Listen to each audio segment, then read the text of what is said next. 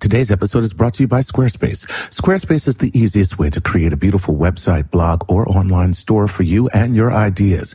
Squarespace features an elegant interface, beautiful templates, and incredible 24/7 customer support. Start building your website today at squarespace.com. Enter offer code StarTalk at checkout to get 10% off. Our universe is filled with secrets and mysteries, leaving us with many questions to be answered. We find ourselves searching for those answers as the very fabric of space, science, and society are converging. Here, for the first time, these worlds collide. Oh, what are you saying? All you trekkies and TV addicts, don't mean to this, don't mean to bring static. All you Klingons in your grandma's house, grab your backstreet friend, they get loud. Say, Doc, what's the condition? I'm a man that's on a mission, like a scientist. When I'm applying this, Check it out. What's it all about? Now, get busy! Science and reason will tell us so.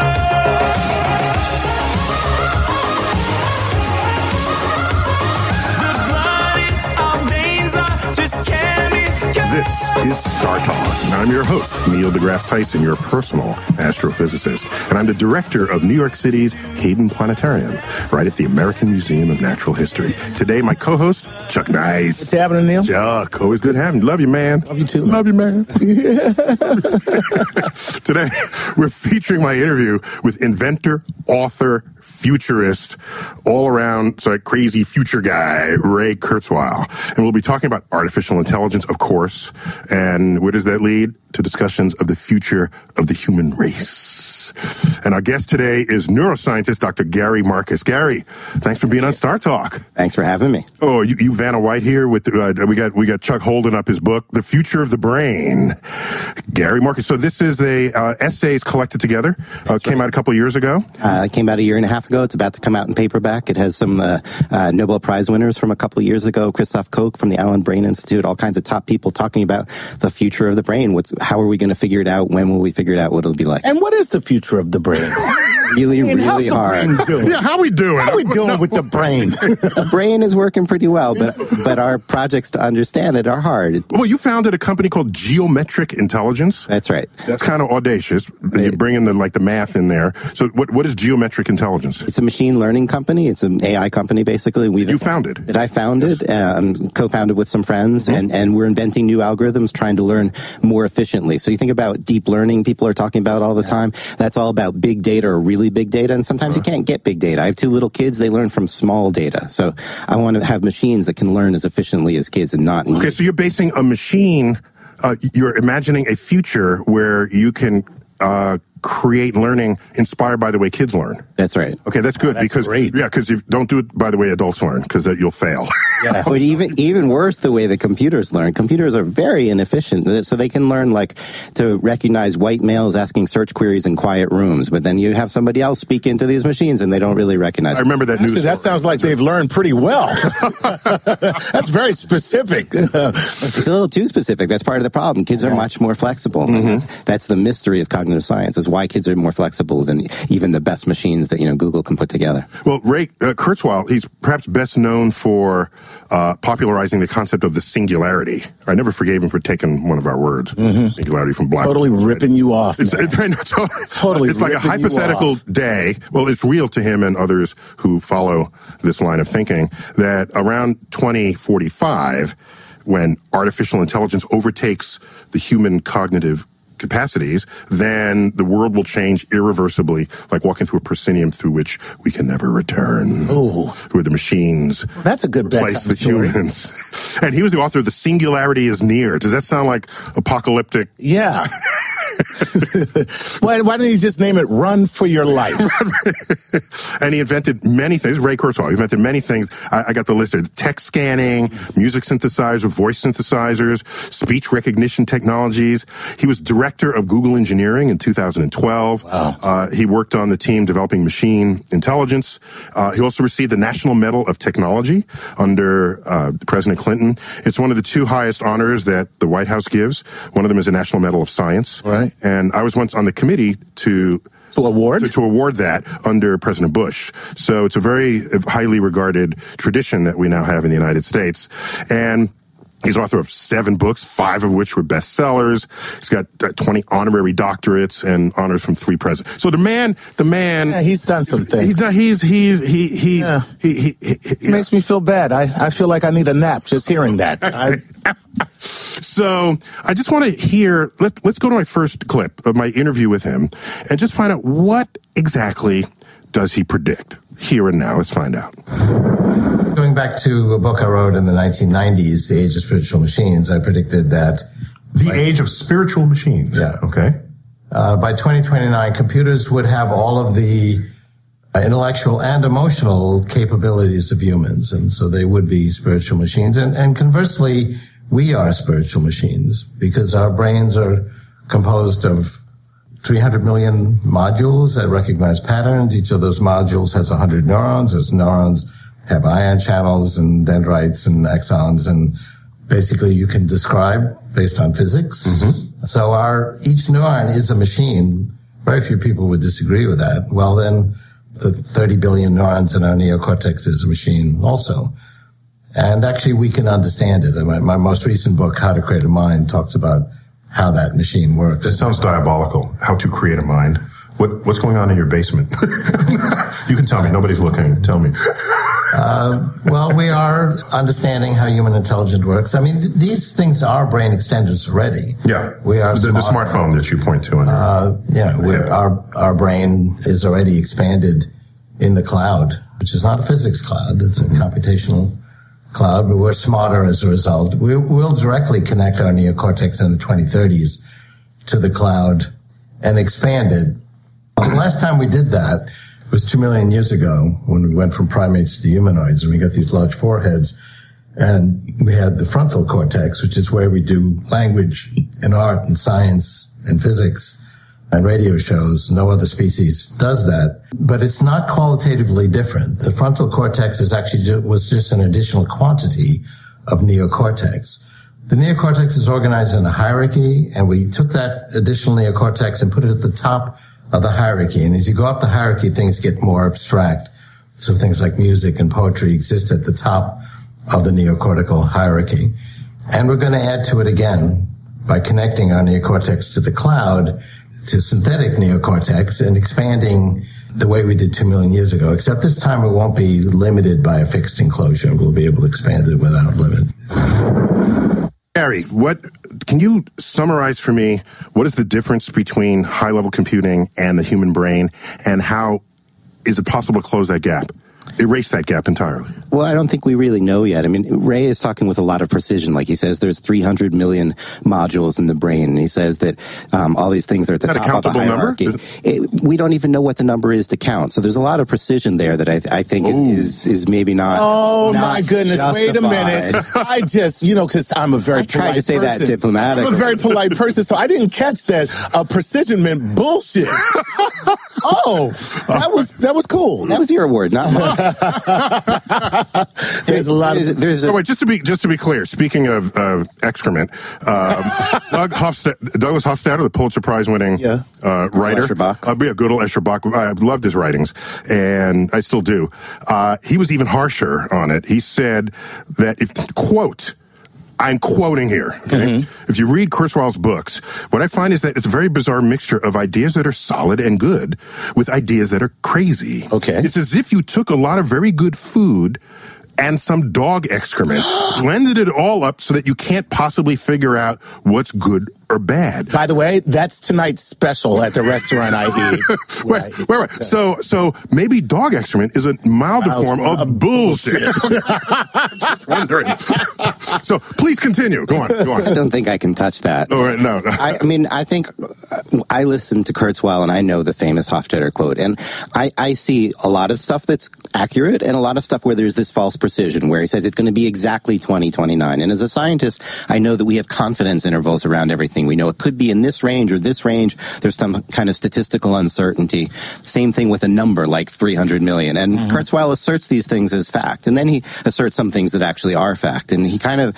But wait, he's got more inventions than you. He has way more inventions. Okay, so just let the record show. I'm just saying. But could that not be because he's one, passionate, two, he's selling books, and that sells books. When you make he didn't start life saying I want to be a bestseller. I met the guy. He's really an honest guy. He's into this. Right. He's for real about it. He's not a manic cult leader where you look in their eyes and they want to take over the world. He's really just a regular guy who happens to be really smart. Now he goes beyond just what will computers do to match your human brain. He wants to put nanobots in your brain. Let's find out where that goes. Okay.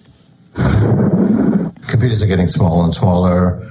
We'll have nanorobots at the size of blood cells that have computers in them that go into the brain through the capillaries and communicate with our neurons. We already know how to do that. People with Parkinson's disease already have computer connections into their brain. So my view is we're going to become a hybrid, partly biological, partly non-biological. However, the non-biological part is subject to what I call the law of accelerating returns. It's going to expand exponentially. The cloud is expanding exponentially.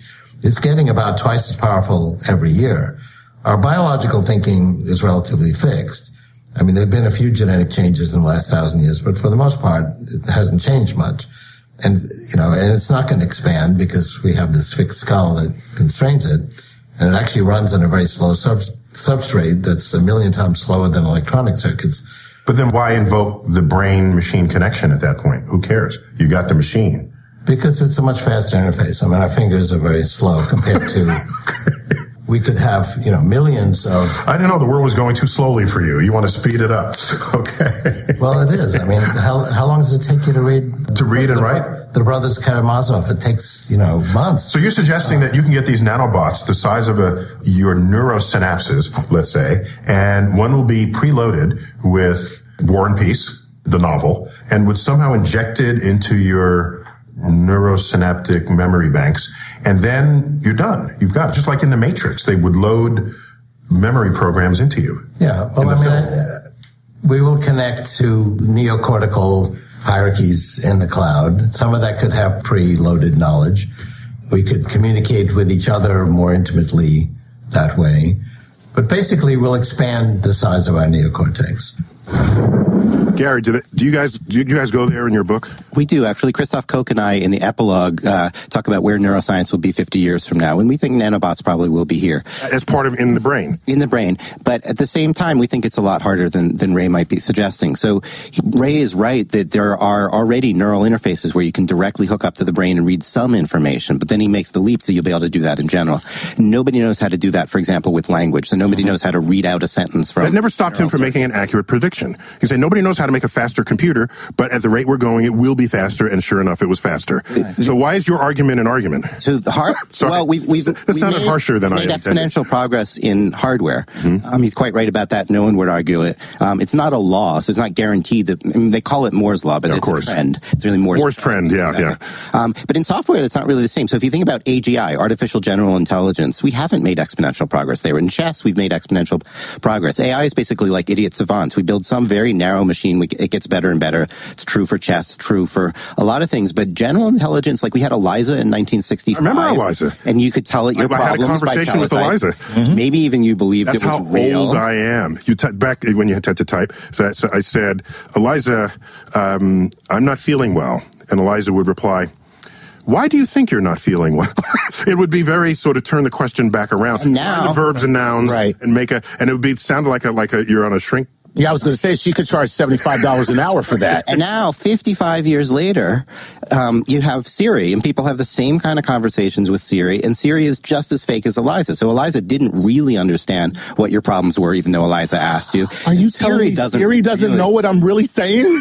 Sorry to break it to you. I don't know what to believe anymore, man. So we haven't made as much progress there. So some things are exponential, and some are like closer to linear. And Ray's not. Yeah, but when I talk to Siri, I say, Siri, where's the nearest Starbucks? It's going to find a coordinate grid. It's going to get an address. It's going to hand it to me. So don't tell me it's not thinking. You don't want to call it thinking. But if Siri showed up narrow thinking 40 years ago, your mind would explode, right?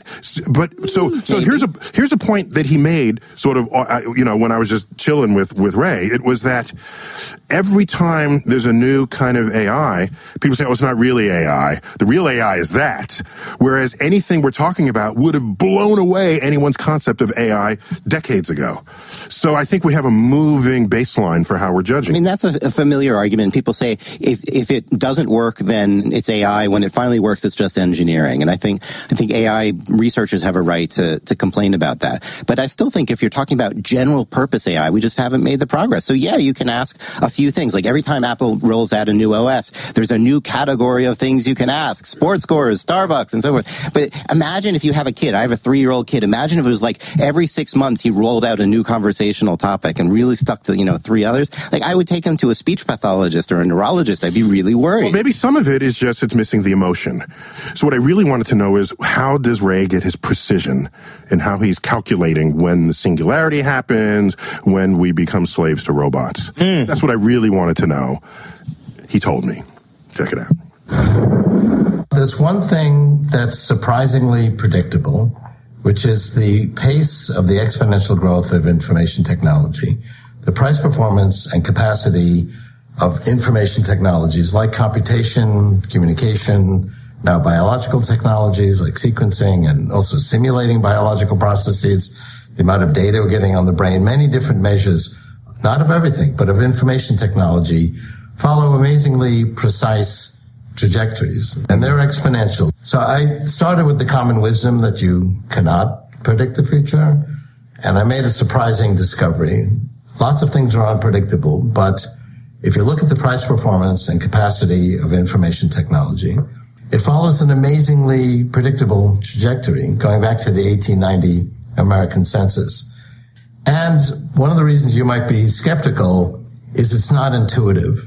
Our intuition is linear, and a linear progression, that's our intuition, goes 1, 2, 3. An exponential one, that's the reality of information technology, is 1, 2, 4. It doesn't sound that different, except by the time you get to step 30, the linear progression, our intuition, is at 30. The exponential one is at 1 billion. Mm-hmm. So you're right on the curve as time goes on. This gives you confidence in your modeling. And so now you say 2029, what happens?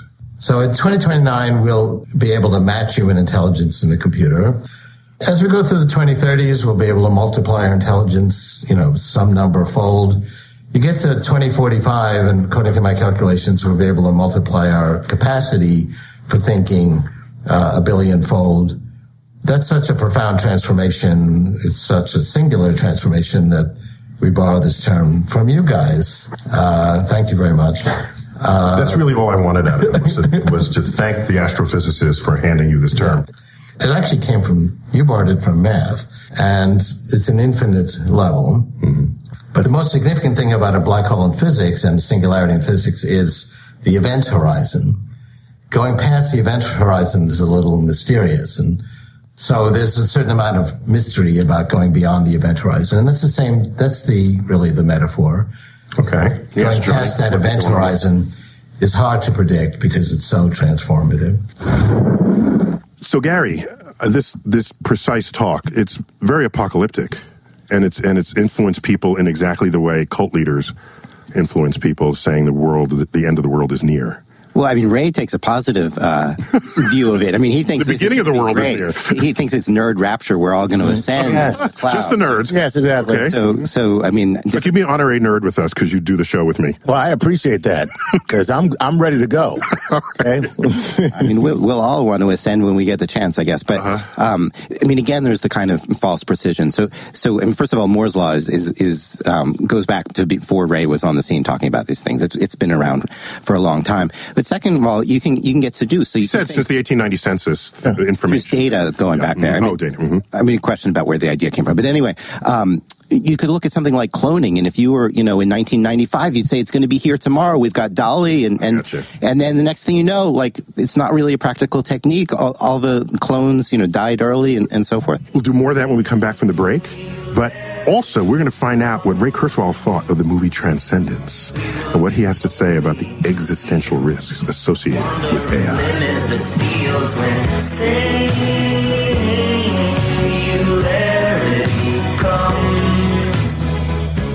Hey guys, it's time for March Madness, and you're probably already scrambling to put together your brackets, even though you know Janice from the office is going to randomly fill out hers and beat you anyway. Well, what you really should be doing is figuring out how you're going to get a good clean shave at an affordable price. And by the way, if you like Cinderella stories, how about a little startup by the name of Harry's that's taking on the razor giants and winning guys over left and right? Did you like that seamless way I made a connection between March Madness and Harry's? Well, if you did, you're going to love Harry's because it's the only shaving company that has both amazing quality and low prices. German-engineered 5-blade cartridges, close, comfortable shaves with no cuts and no burns. The quality is guaranteed, and if you're not happy, you get a full refund. Factory direct prices, they cut out the middleman. I know that sounds cliche, but it actually works. They ship the blades right to your door at half the price of the leading brands. Over 1 million guys have already made the switch, and thousands are switching every day. So here's the deal. Why pay $32 for an 8-pack of blades when you can get them for half the price at Harrys.com? And right now, I'm going to make it even sweeter for you. Harrys doesn't like to discount because their prices are already so low. But right now, you'll get $5 off your first order with promo code StarTalk. Stop overpaying for great shaves. Go to Harrys.com right now. That's Harrys.com. Enter offer code StarTalk at checkout. Today's sponsor is Casper Mattresses, obsessively engineered American-made mattresses at a shockingly fair price. And now you can get $50 towards any mattress purchase by going to Casper.com/StarTalk and using code StarTalk. Listen, you spend about a third of your life sleeping. Let's make sure you're doing it on a good mattress. Casper brings together two comfy technologies for better nights and brighter days: latex foam and memory foam. So they have just the right amount of sink, just the right amount of bounce, no matter how you sleep. They've got a risk-free trial and return policy. They'll deliver it straight to you. You can try it for 100 days, and if you're not happy, that's right, they'll pick it up. At the store, you might get maybe a minute or so to try the mattress out. With Casper, you'll actually get to sleep on it. It's $500 for a twin, $950 for a king. Compare that to industry averages, and you'll find that is an outstanding price point. I have a Casper mattress. I sleep on it, and I have to tell you, I used to be haunted by my past. Now I sleep like I don't have a conscience at all. So here's what I want you to do. Get $50 off any mattress purchase by going to Casper.com/StarTalk and using code StarTalk. Terms and conditions apply. Remember, that's Casper.com/StarTalk and use code StarTalk. This is StarTalk. Guess what?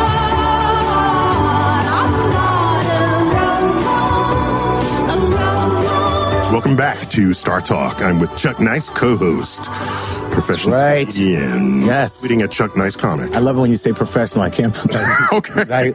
I do get paid for this. I'm stealing money. Okay. I am stealing. Happy to have my money stolen by you. Well, not from you. I'm saying when I do comedy. And to help us out here, because we're talking about Ray Kurzweil and concepts of artificial intelligence and the brain and the future and computers and the fate of the human race, we have Gary Marcus, who's a neuroscientist at New York University. Thanks for being Thanks for having on Star Talk. And so, you know, Ray's views reminded me of the movie Transcendence. I don't know if you saw that. That's the one that had Johnny Depp. Oh, and, yes. Yeah, I don't know how many. This was kind of a takeoff on Lawnmower Man. Oh, is that right? Yeah, okay. which was the Keanu Reeves version of Transcendence. All right. You analyzing these way on a level that I know. It's so weird that I don't have a life. So I brought up the movie just to get his reaction to it. Let's find out where he goes.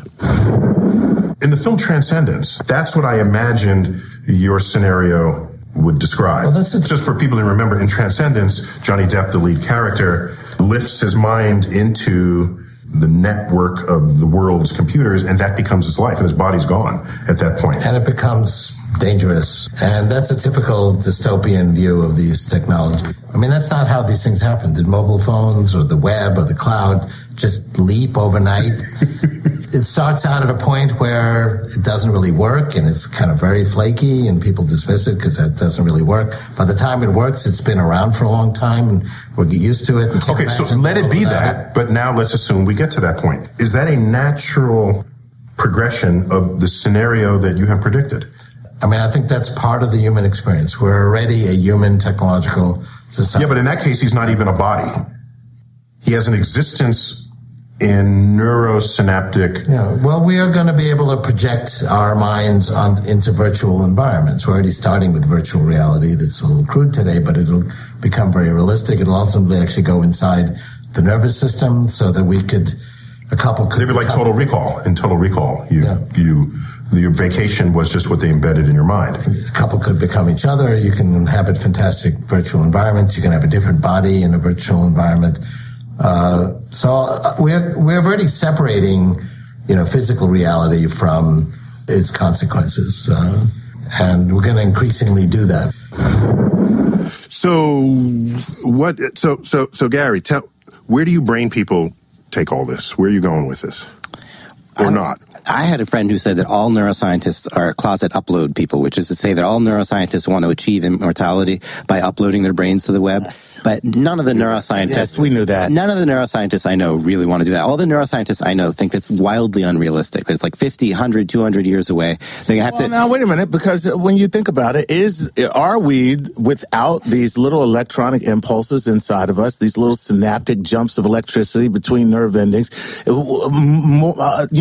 outside of that really determines everything that we think and that's it. Absolutely. And touch. And so if we can experience, if we can take that and recreate it artificially, why is that 200 years away? Right. Why wouldn't that be the same as being who we are right here? Just I'm feeling this, but I'm just not actually doing it physically. I gave you a confidence interval. I said 50, 100, 200 years away. I mean, I think it's somewhere in between. I do think it's possible to upload brains. I mean, if your brain is uploaded, that's a copy of you, not so there's a really weaselly error bars there.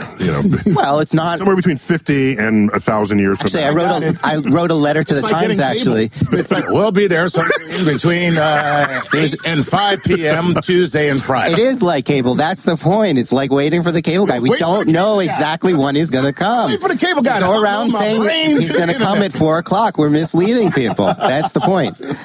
But you must agree that if it goes the way he describes, there's tremendous utility to this. You agree? Yes. Well, I mean, it makes a copy of you, and it depends on how narcissistic you are for whether you want a lot of copies of you floating around in the cloud. It's not actually going to make you immortal. Okay, but fine. But let there be copies. But I'm also talking about, there are a lot of brain disorders that brain people study. If we can map your brain, can't we find out where stuff goes wrong? That's one of the things we talk about in the epilogue to this book, The Future of the Brain, is the difference between, for example, if you have a brain injury, maybe I can make a backup of your brain before the injury. I'll do regular backups of your brain. I'll be able to restore the backup. Hey, like a time machine for the brain. That's pretty cool. But on the other hand, a congenital disorder... The Apple product that you just plugged there, by the way. Yes, I did. Okay. I want to cut. I just realized that I did that. I was like, like everybody knows Apple Time Machine is your backup. Time Machine pre-exists as a thing. Right. Before backup scenario. Right. There's going to be some problems with the Ethernet. It's not always going to work right. Sometimes they're going to restore the wrong version, but at least it's possible in principle. On the other hand, like if you have a congenital disorder, maybe we won't know how to fix that because we don't understand enough about how the brain works. So even if you didn't understand the operation of the brain, if you simulated every molecule, etc., then maybe you could at least do a restore, and maybe that'll be one of the first applications. So is this the first step to immortality? It's the immortality of a copy of you. The Woody Allen line about preferring to live on. It's a pretty cool live on in his apartment rather than through his work. I mean, it's another way of living on through your work. That's what I'm saying. But it's a pretty cool copy of you because it's like you're like a sim now, so you can upload yourself. Your own avatar. Your own avatar. Totally. Like, I can upload myself, and I'm still there. Like if you're able to actually upload the consciousness, you'll be able to do roughly that long before then with VR. I mean, you won't be able to do it at the neuron by neuron level, but you'll be able to make a pretty faithful avatar that'll get all all the motion caption stuff, get your voice right, and so forth. That's actually scary because there's going to be some guy who's going to make an avatar of himself as a girl and then go into virtual reality chat rooms and that's already happening. Oh, right. Yeah, isn't that kind of already happening? Is that happening? Plus, why do you know so much detail about that can happen? I have an active imagination. Okay. Well, okay, so whether it's AI taking over us or we controlling AI for evil, nefarious purposes, there no doubt that there are existential threats that this technology can bring. And I asked Ray, of course, I have to ask Ray about this. Check it out. Technology's been a double-edged sword ever since it's ever been. Fire. Right. I mean, fire kept us warm, but burned down our houses. And every technology can be used for creative and destructive purposes. We have a new technology that has an existential risk already, which is biotechnology. The existential risk from artificial intelligence or nanotechnology is off in the future. And we can debate, is it 10 years away or 50 years away, but it's not here yet. But the ability for someone to take a benign virus, like a cold virus, and turn it into a super weapon that make it more deadly, more communicable, more stealthy, exists right now. That could be done in a biotechnology lab probably a few blocks from here. So that was recognized actually 30 years ago. And they had a conference called the Asilomar Conference to come up with guidelines. How can we keep this safe and reap the promise without the peril? And they came up with the Asilomar guidelines. Those have been made more sophisticated over time. And they've worked very well. We're now reaping the benefits of biotechnology. The number of incidents, either intentional or accidental, where there's been harm from biotechnology so far is near zero. It's zero. Yeah. Now, that doesn't mean we can cross it off our worry list because the technology keeps getting more sophisticated. But nonetheless, it's actually a good model for how to keep these technologies safe. Well, plus, when we know that fire exists, so we have fire codes, right? This is how you build a stairwell, and this is how you escape, and this is how... And we have a moral imperative to use fire or artificial intelligence or biotechnology to overcome the problems, that humans have. There's still a lot of human suffering. And we're using AI to diagnose disease and come up with new cures and clean up the environment to reduce poverty. And we have a moral imperative to continue that way while we, have ethical guidelines to keep the technologies as safe as possible. So Gary, you're quite prolific on this topic in the popular media, even not only professionally. So one of your articles for The New Yorker was on why we should think about the threat of artificial intelligence. So this sounds very Ludditic. I'm no Luddite. In fact, I'm just launching an organization called AIforGood.org, which is about what positive outcomes we can get from AI. But there are also risks, too, and it's a trade-off, right? But are ethical guidelines enough to just guide this? Because we have ethical guidelines for everything else that could possibly kill us. Probably need regulation, too. I mean... Yeah, regulation. But we do that. We don't say, let's not have airplanes because they could crash. We have regulations to make them as safe as possible. And they still crash, but we accept that risk. So... That's right. And I mean, we do some kind of calculus to decide whether it's worth it. And maybe that 200 years from now, people look at us and like, why did they use cars before they had computers in them to make them safe? They've lost so many people. And so people may look back at us now and say the ways in which we handled AI in the, in 2150 in the early days were really pretty poor. And so I don't know what the regulations are going to be. It's probably going to be iterative. One of the things that I think we all worry about is that the pace could be fast and we don't have enough time to take care of it. Do you share the total concern that the famous, trinity of Elon Musk, Bill Gates, and Stephen Hawking have shared? No, I have a milder view. I mean, I think that real strong AI to be clear, they're like freaking out. Right. They think basically machines are going to take over and kill us all. Kill us all. Right. And then the future of the world is a world of machines. A world of machines. Right. I don't think that's right. The honest truth. The Terminator. The machines are coming. Okay. The honest truth is that Skynet is not going to be here tomorrow. Have an Austrian accent. All the machines will have an Austrian accent. Look at this. I'm going to kill you. I'm sorry. Go ahead. I don't think that the Schwarzenegger version of it's going to be here anytime soon. I don't think the computers care about us so far. You get computers that are exponentially smarter at playing chess, and they don't give a shit about us at all. I don't know if I can say that on the air. But at the same time, I still think we need to be worried. As computers get more and more embedded in our lives, they have more and more power to change things. So they're going to start driving our cars, for example. And if the AI isn't right, then there's a risk there. So it's really not about them taking over. It's about the risk of failure. Like, I see the real risk is, okay, all the cars are being driven by computers, and then all of a sudden we have some kind of magnetic pulse, and boom, everybody crashes all at once. More than they're just going to be like, yo, man, I'm not taking you where you want to go. Exactly. I don't care where you want to go. I'm tired. An ornery car. Just right. I would not worry about the ornery car, but I worry about security and programmability. So if you've ever programmed anything, we're there it doesn't on always that. work. Of course, security, programmability, we got that. But what of this quote from Nick Bostrom? Are you familiar with his writings? And he says here, the creation of AI with human-level intelligence will be followed immediately by an almost omnipotent superintelligence with the consequences that would be disastrous. We've had human-level intelligence without omnipotence for a long time. I mean, it's not the word immediate is particularly perplexing. I put immediate in here probably. That's my word in here. But I mean, followed soon after. Yeah. And nobody knows how soon. Nobody really knows what's going to happen. I think it's worth spending. I could just unplug the damn machine. Yeah, I was going to say, like, people think about that. Where's my 30-06? That's the end of the machine. Like how about that? Look, we shoot each other for less. We have a tremendous capacity for violence. That's what these machines don't. They don't know who they are screwing with, man. Are you kidding me? I will bust you. Bust a cap in your silicon wafers. Yeah, compute this, mother.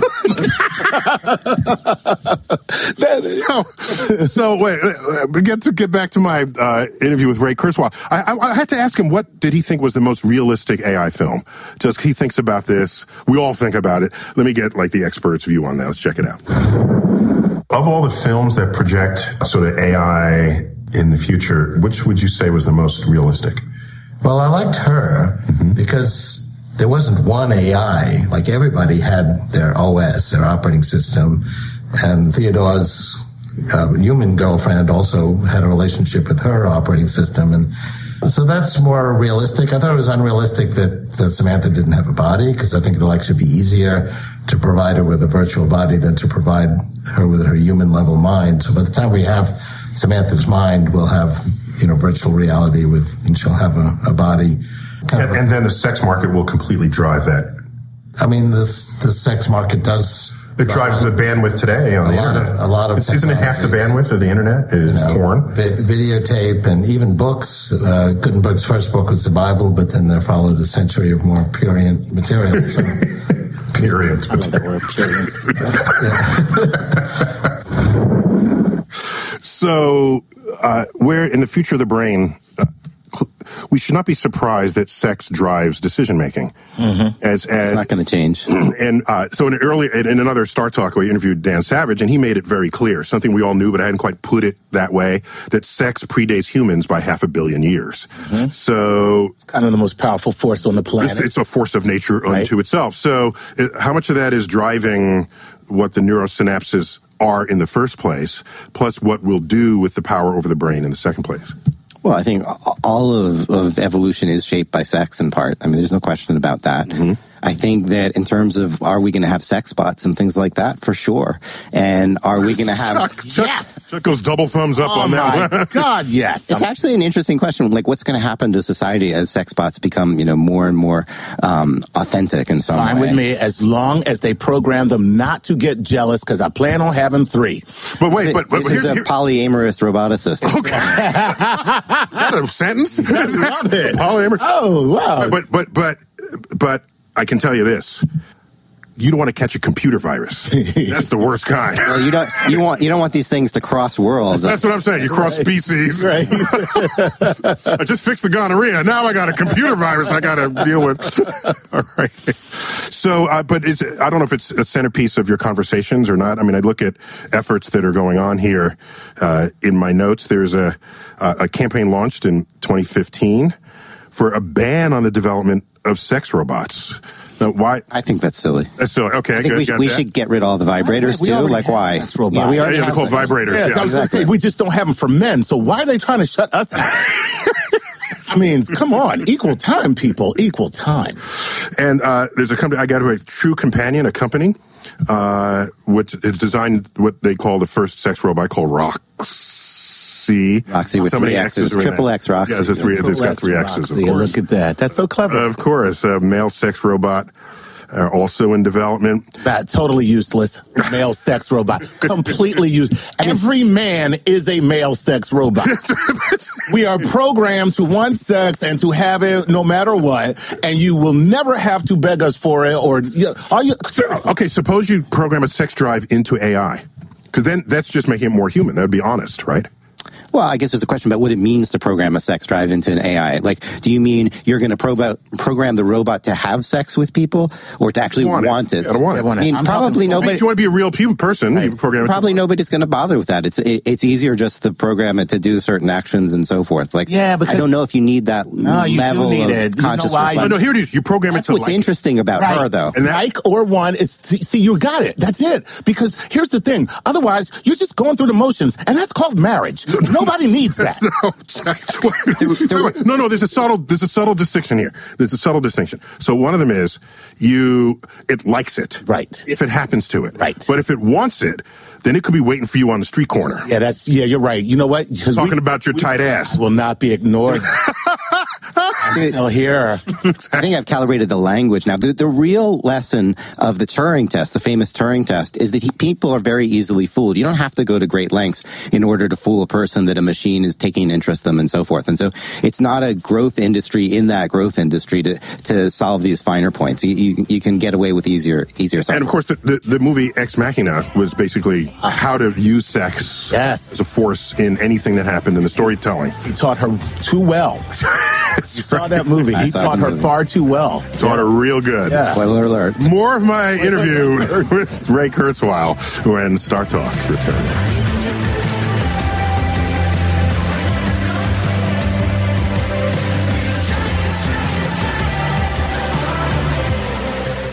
Hey, I want to thank Squarespace for their faithful support of Star Talk, and I also want to thank them for making it so easy to build a professionally designed website, regardless of your skill level, with no coding required.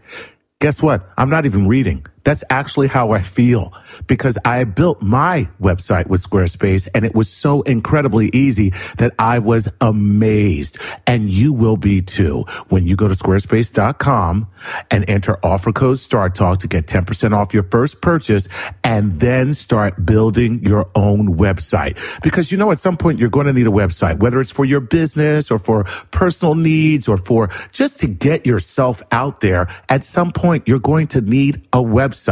And here's the thing about Squarespace. They will hold your hand through the entire process because they have 24/7 customer support that's available for you. But it's so easy, you probably won't even need it. Here's how it works. They have templates, and you populate those templates with your own personal material that will customize them to make a website that is uniquely you, but at the same time, so easy to build. So here is what I want you to do. First of all, go to squarespace.com. Secondly, get 10% off by using the code StarTalk. Third, sign up for a year so that you can get a free domain name, and then build your website just like a professional with no coding experience whatsoever. Do it and you'll thank me, but you don't have to. This is Star Talk.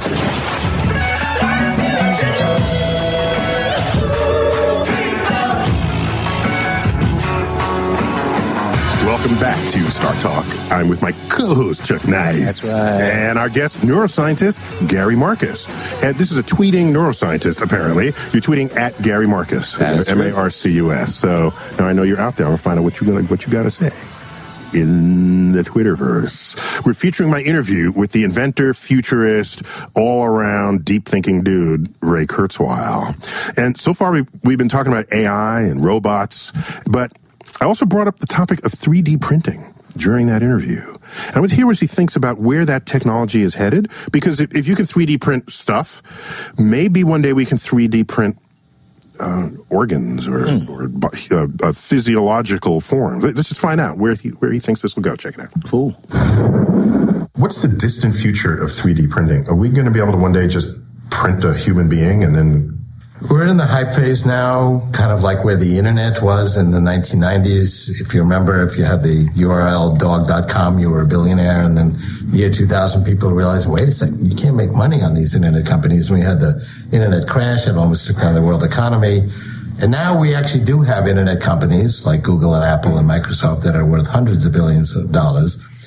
It's going to be a similar story with 3D printing. Right now we're in the hype phase. There's interesting niche applications. The exciting applications, I believe, will be in the early 2020s.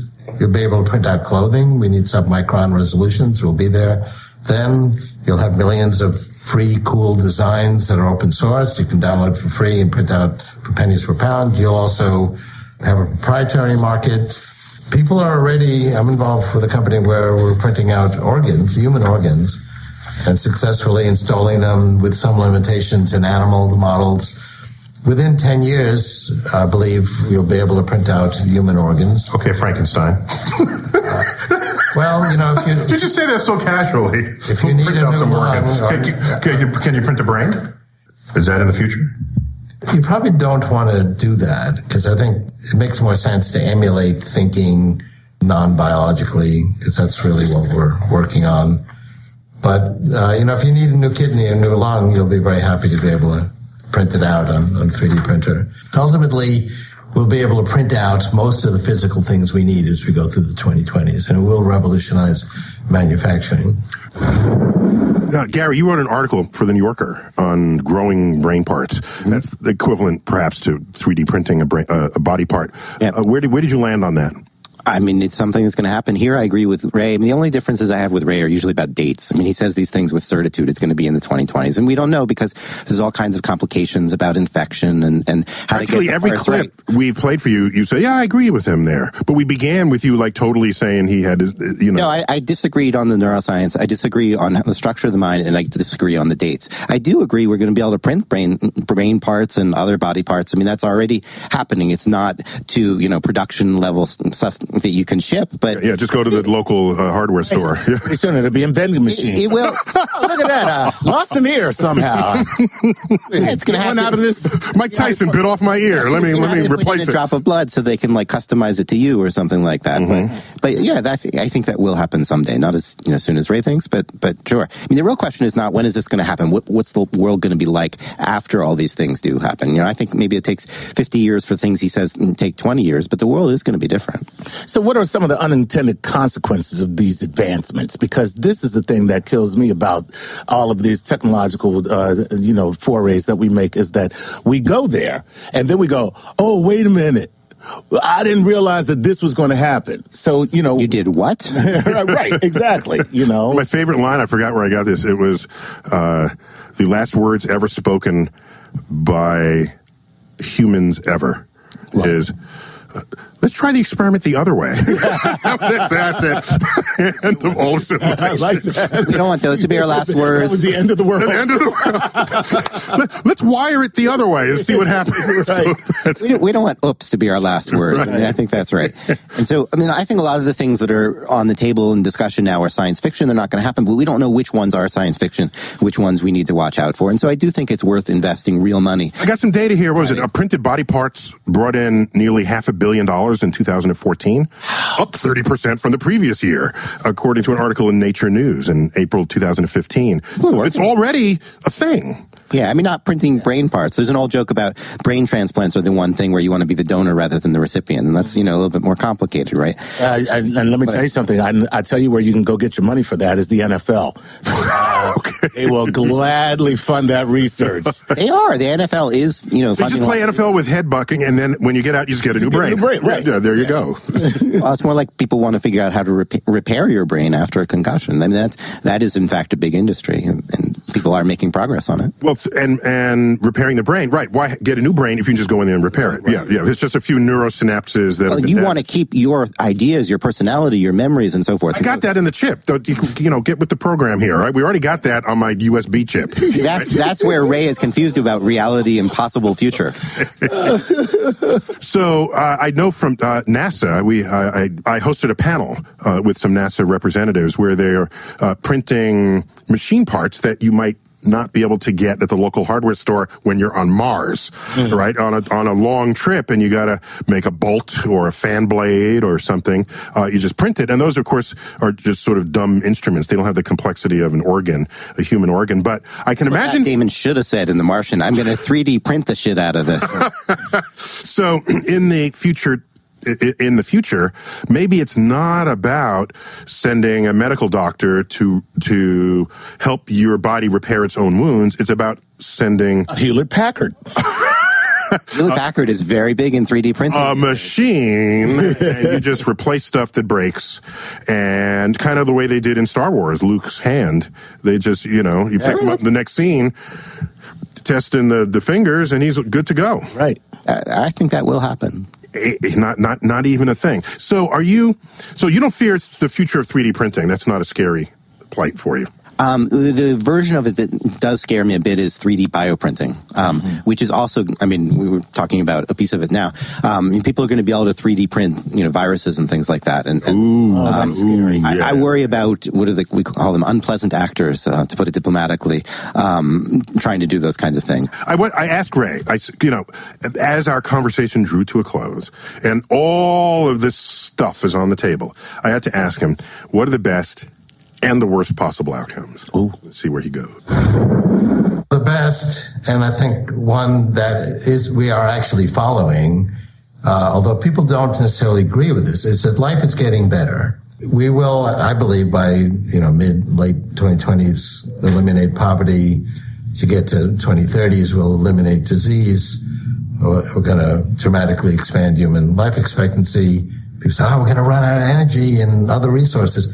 We have 10,000 times more sunlight than we need for free to meet all of our energy needs. And there's lots of other resources. We have lots of water, but it's dirty or salinated. But if you have inexpensive energy, we know how to clean up water.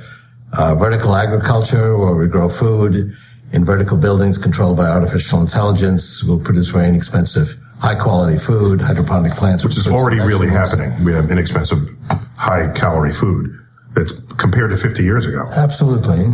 But basically, it's moving towards, greater prosperity. So what's the downside? The downside is, there's lots of movies about the downside. I don't need you to tell me about what the movies do. All right. Where, the AI is trying to destroy humanity, and it's the humans against the artificial intelligence, or the robots.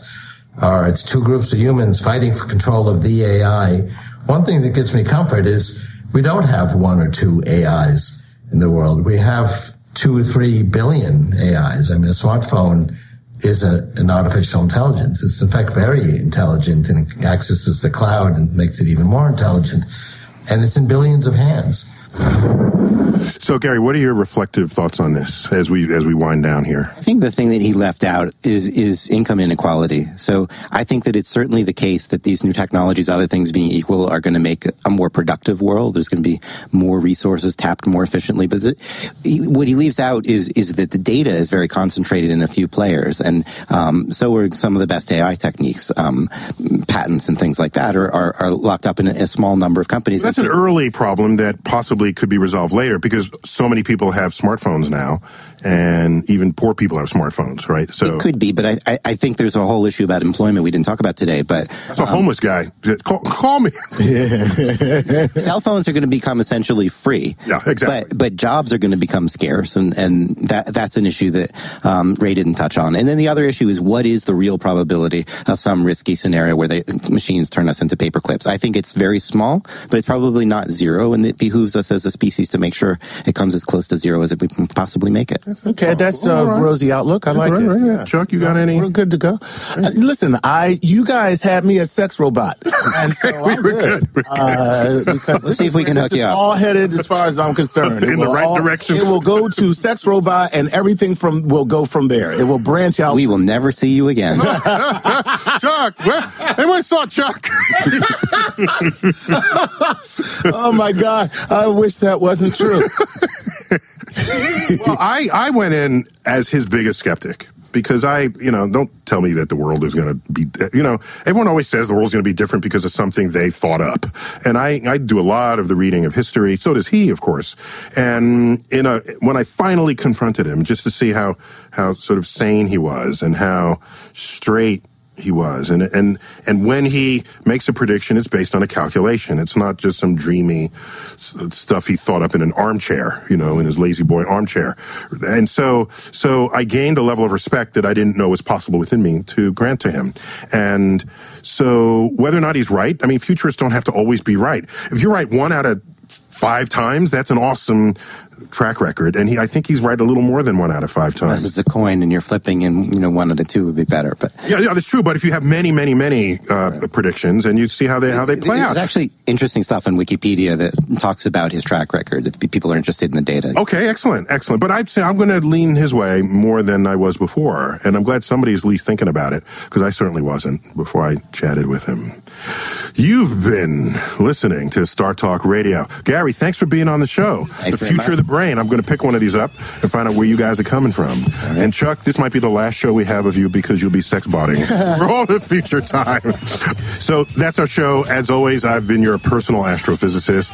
And as always, I bid you to keep looking up. This has been Star Talk. Postulating to formulating equations. It's no physics. Either she can get with a girl named Lizzie. Dropping science like Galileo dropped the orange.